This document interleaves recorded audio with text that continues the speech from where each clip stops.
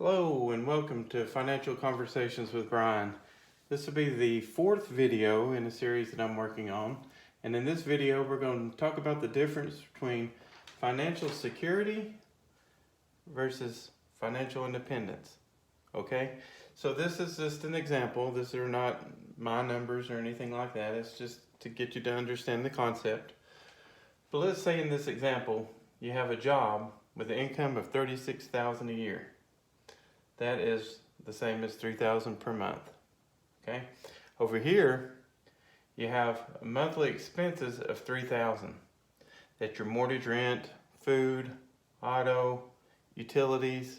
I didn't write all of them, but cell phone, you name it. Fill in the blank. But the main thing to get through in this one is that your expenses and your income are the same. This is what we call the rat race. All your money is going to pay your living expenses with nothing left over. And as a matter of fact, if you're there, you may be better than some.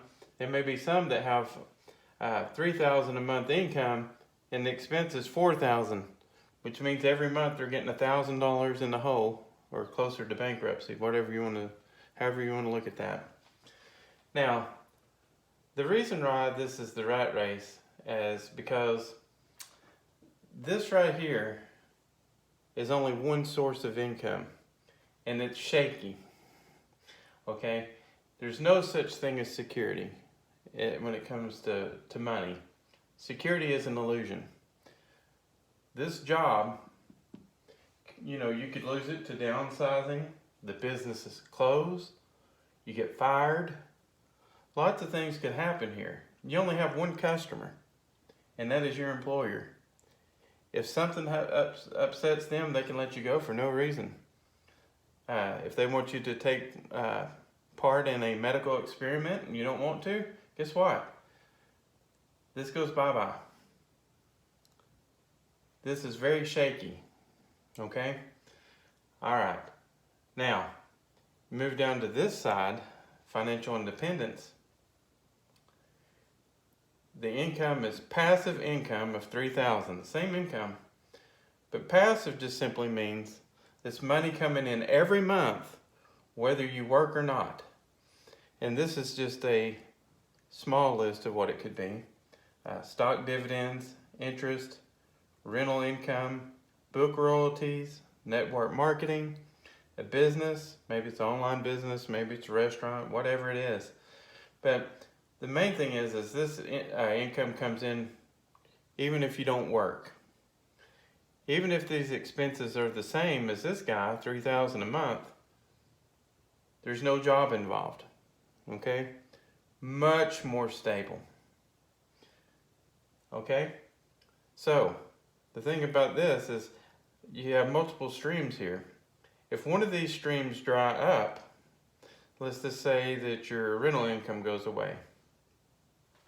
Well, that might have been $1,000 of your $2,000. You still got $2,000 coming in. You're not out of the game. You could also maybe reduce these expenses by that same amount. Okay? You're still in the game. Okay, so the big thing here of why security is an illusion, going back to this security aspect, the people with what we call maximum security are prisoners. I'll let that sink in. In prison, there's a roof over your head, you get 3 meals a day, you get college, medical, everything is taken care of. But the problem in prison is you do everything the way they say you do. You get up at the same time whenever they tell you to get up. You might have to go on the highway and pick up trash. Basically, they run your life. Every aspect of your life, somebody's telling you what to do. There's absolutely no freedom. That's the key word. No freedom. With the guy working here, making $3,000 a month and spending $3,000 a month, even though it's not like being in maximum security, they feel secure because they think, well, all of my needs are taken care of. You know, I've got a place to live, I've got food, I've got a car, I got power and water. You know, I feel secure. And I'm going to seek a safe, secure job.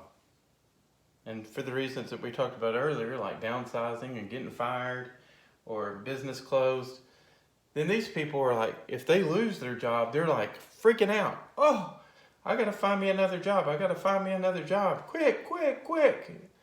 Panic mode. Okay? So the big thing is how do we get from here down to here? And it all comes down to this right here. We're going to take your income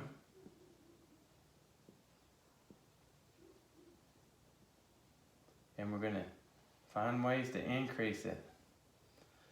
And then we're going to take your expenses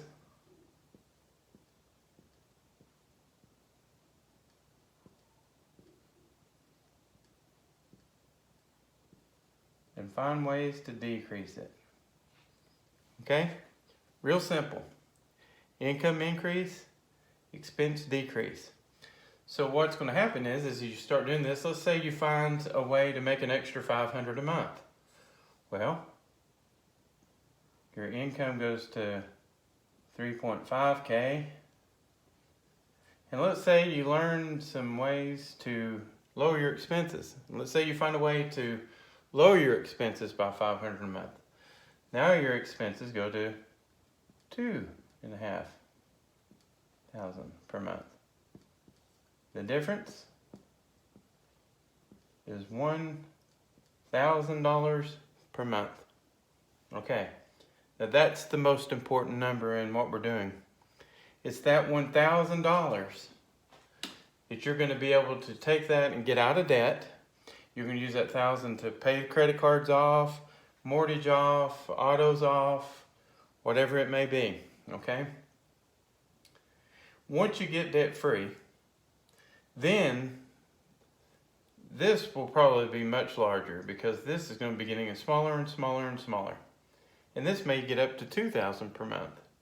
Then you're going to take that and you're going to simply buy assets, these things here, that put money in your pocket whether you work or not. Okay? Buy dividend paying stock. It pays monthly, quarterly, yearly, whatever. Interest that pays monthly. Maybe buy a rental property. Get into network marketing. It's very low cost. Usually just a couple $100. And after some time, you can end up making, you know, a few thousand a month fairly quickly. So that's how we get from here to there. And one thing I want to emphasize throughout this process is wealth is measured in time, not money. We'll write that down. Wealth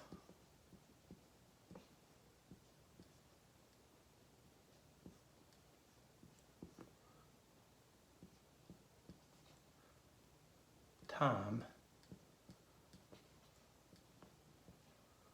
not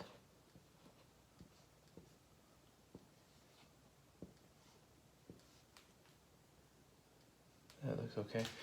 Wealth is time, not money. And here's what I mean by that.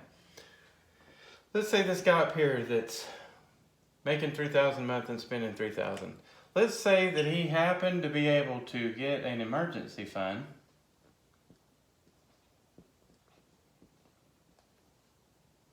And he's got $3,000 that he's able to save in it. Okay, now by the definition that we just gave, wealth is measured in time, not money. This guy his wealth is 1 month. You see that? Because his expenses are $3,000 and that's what he's got in an emergency fund. If he loses his job, he can still pay all of these things for 1 month because he has this. Right? Now down here, this guy, his wealth is indefinite. Indefinite. As long as his expenses, you know, stay below the income, his wealth is infinite. if he decides to work, that's great. He gets to choose to work or not work. It doesn't matter. But let's just say one of these little streams of income were to dry up. And this is why you want multiple. It's because sometimes streams dry up. And let's just say this guy's income, let's just say the business starts to go down. And he goes to 2,500 per month. Okay? But through a lot of paying this off or whatever, let's say that this guy has a fully funded emergency fund, and say he has 6 months of living expense. So it would be 6 times 3, it's 18,000 emergency fund.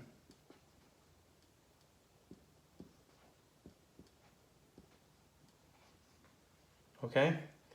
Now, based on this number, he's 500 a month short because his business dropped a little bit. He's making 2,500 a month. His expenses are here. So he would be eating $500 per month into his emergency fund. So if you divide that out, his wealth is, it's real simple. You know, take that out and it's 18 times 2. So it'd be 36 months wealth.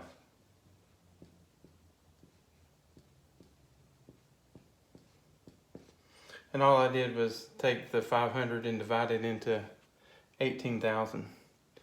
They got 36 months. That's 3 years.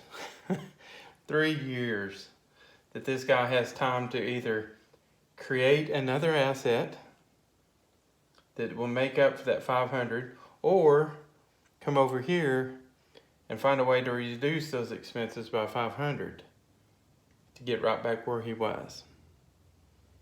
You see? Now I hope that wasn't too overwhelming for this video. I do want to say one other thing.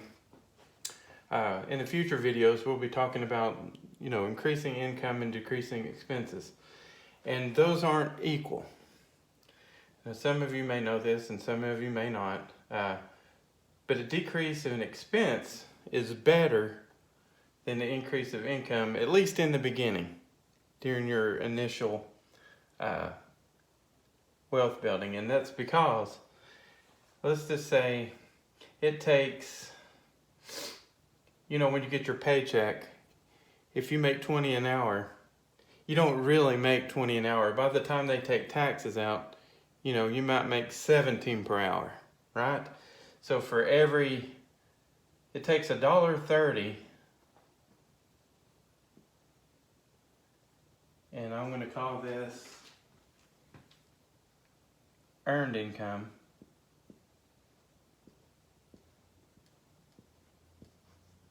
to equal $1 of savings.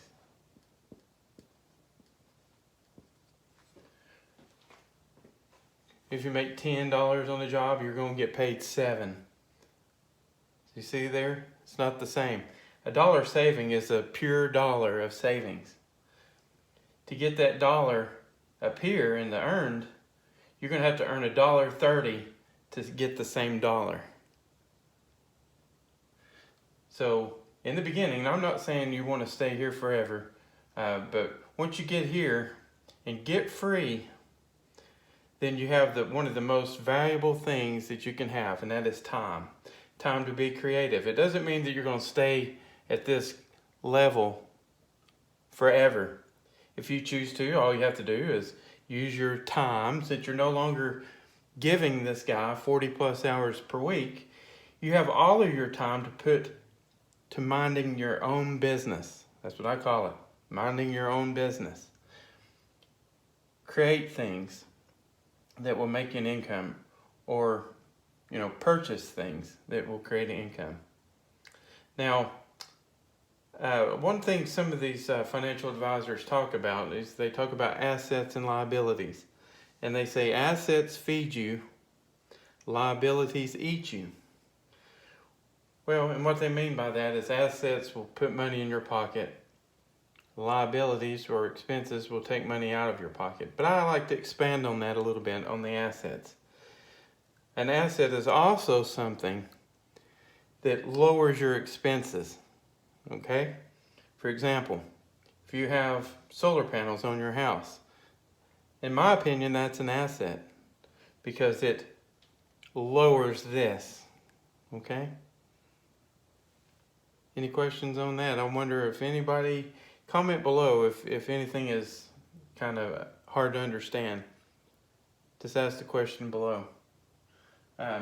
As always, I'd like to thank you for watching. Please subscribe, hit the like button, hit the bell notification so you'll be notified of future videos. And always remember this, as a man thinks in his heart, so is he.